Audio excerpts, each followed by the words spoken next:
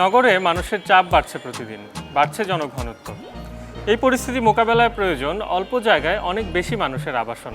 তবে তা কেবল ইট পাথরে বন্দি দেয়াল হলেই চলবে না, সেখানে থাকতে হবে সবুজের আচ্ছাদন, ব্যবস্থা থাকতে হবে আলো বাতাসের নির্বিঘ্নে চলাচলের। স্থপতি কি চাইলেই পারেন এমন মানবিক সমাধান সাজাতে?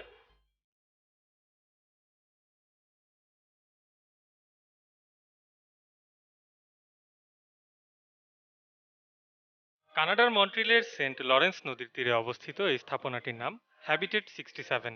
লম্বা আকৃতির একটি জমিতে খোলামেলা জায়গা রেখে একই সঙ্গে অনেক মানুষের আবাসন নির্মাণের উল্লেখযোগ্য উদাহরণ এটি।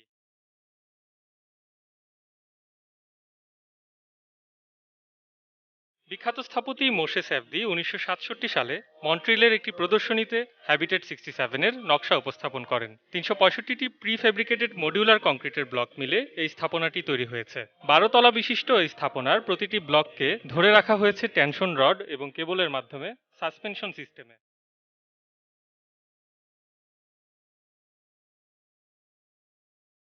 বিভিন্ন উচ্চতায় ওয়াকওয়ের মাধ্যমে ব্লকগুলো সংযুক্ত।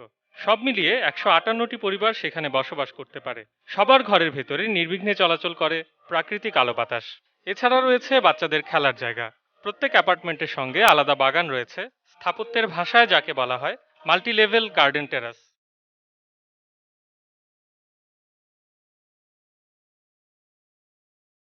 স্থপতি মোশে সেফদি চেয়েছিলেন নগর জীবনের অন্যান্য উন্নত সুযোগ সুবিধার পাশাপাশি মানুষের বসবাসের ব্যবস্থাও যেন সুপরিবেশে হয়। উচ্চ জনসংখ্যা কিংবা ঘন বসতি যেন সেখানে বাধা না হয়ে দাঁড়ায়, এমন ধারণা এখন বিশ্বব্যাপী অনুসরণ করা হচ্ছে।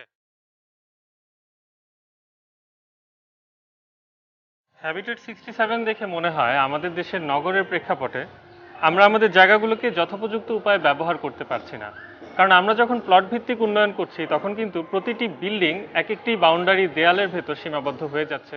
তার নিজস্ব সেটব্যাক, তার ফার, এই সমস্ত নিয়ম কানুনের ফলে কিছু নেগেটিভ স্পেস তৈরি হচ্ছে।